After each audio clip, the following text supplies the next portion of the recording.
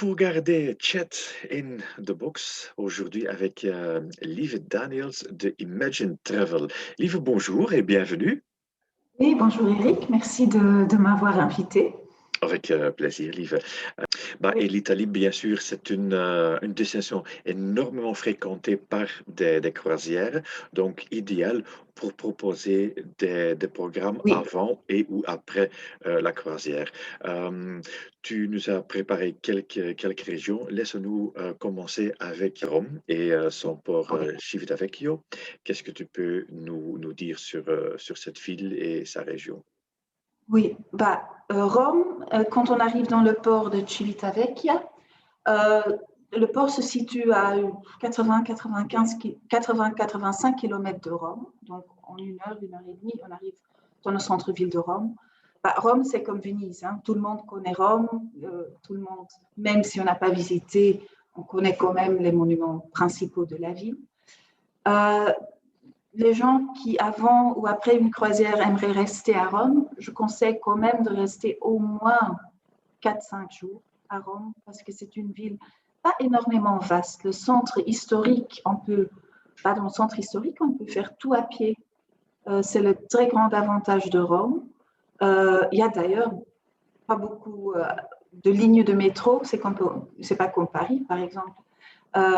Comme à chaque fois qu'on essaye à développer une autre ligne de métro, on trouve des trésors dans le sol et les travaux doivent s'arrêter, donc c'est compliqué, le métro Ouais. à Rome.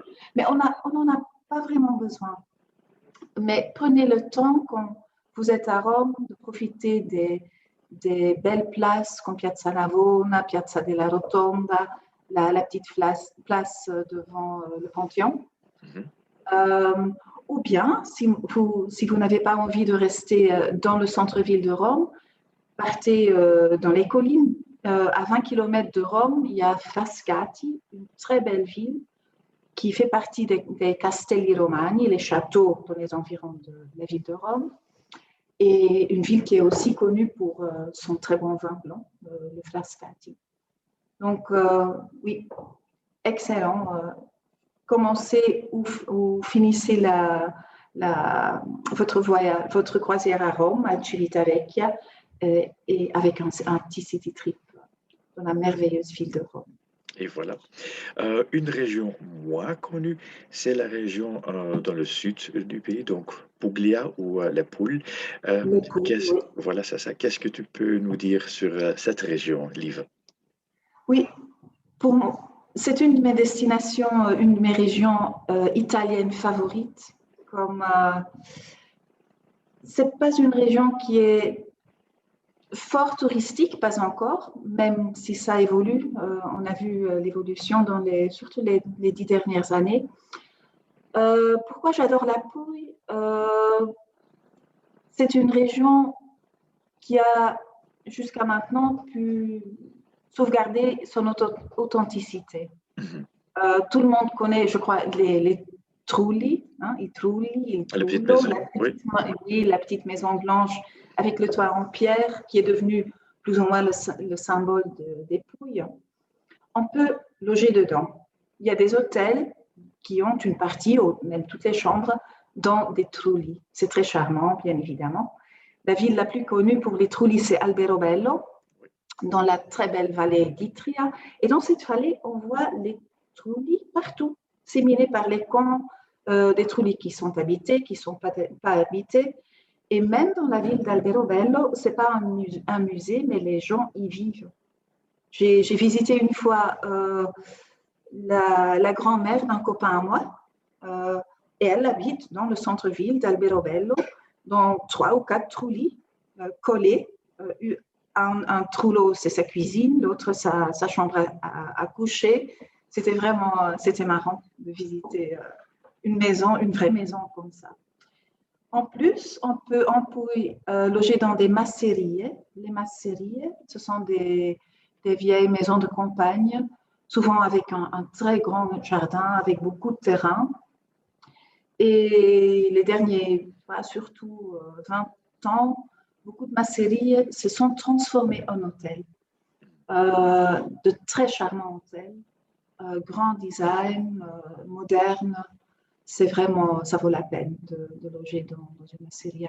Et en plus, si vous voulez, depuis, vous pouvez aussi visiter, parce que c'est pas loin, Matera, la ville de Matera avec les maisons dans les rochers. Ah oui.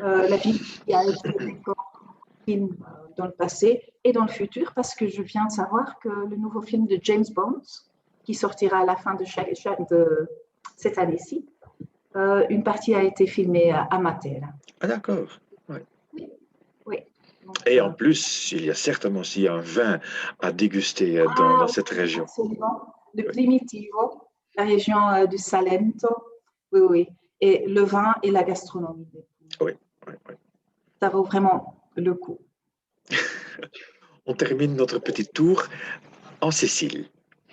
Oui. Une île très fréquentée par les croisières, donc, mais qui peut offrir pas mal de possibilités pour prolonger un séjour là-bas. Donc, qu'est-ce que tu Oui. peux Ou proposer là? bien à la plage, mais ça serait quand même dommage de rester à la plage, Oui, uniquement à la plage en Sicile parce qu'il y a énormément de choses à visiter.